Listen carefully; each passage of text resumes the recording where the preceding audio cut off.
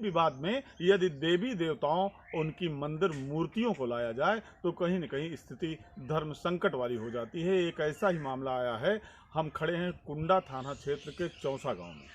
चौसा गांव में एक व्यक्ति लगातार पुलिस के पास अपनी शिकायत लेकर जा रहा है कि उसके घर के बगल में बना हुआ उसके पूजा का चबूतरा और उस पर रखी हुई मूर्ति को कोई बार बार यहाँ से दूसरी जगह फेंक देता है।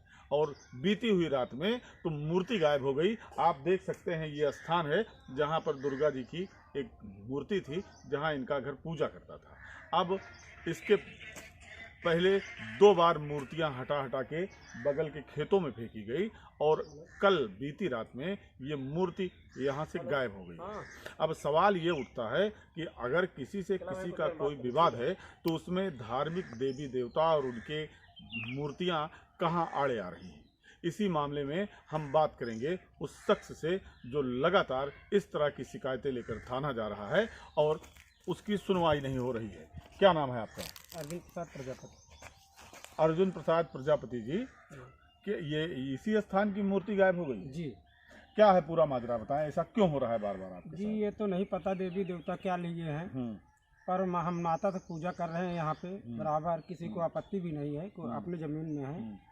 प्लस मतलब है क्यों माता की मूर्ति बार बार फेंक दे रहे हैं। 2 बार तो फेंके मिल गई, अब की फेंके मिली ही नहीं। इसकी शिकायत आपने किया पुलिस से? जी। पुलिस क्या कह रही है? पुलिस कह रही है संज्ञान में लेंगे। संज्ञान में लेंगे जी। ये कब से हो रहा है आपके साथ? जी कम से कम मान के चलें कि 1 महीना के भीतर 2 बार फेंके, अब की तिबारा है ये। तिबारा है जी। और इस बार मूर्ति गायब कर दी गई। जी। तो ये थे अर्जुन प्रसाद प्रजापति, ये चौसा के निवासी हैं और इसी मंदिर से 2 बार मूर्तियां, इस चबूतरे से 2 बार मूर्तियां अराजक तत्व फेंक दिए थे और बीती रात में पूरी मूर्ति गायब हो गई। तो कहीं न कहीं धार्मिक रूप से किसी व्यक्ति के आस्था पर चोट करना कितना जायज़ है। हालांकि अब पुलिस ने मामले को संज्ञान में लिया है तो कार्रवाई निश्चित होगी और ऐसे लोगों को, तत्वों को ढूंढ कर बाहर निकालेगी। लेकिन एक बड़ा सवाल है कि धर्म पे इस तरह चोट करना कितना जायज़ है।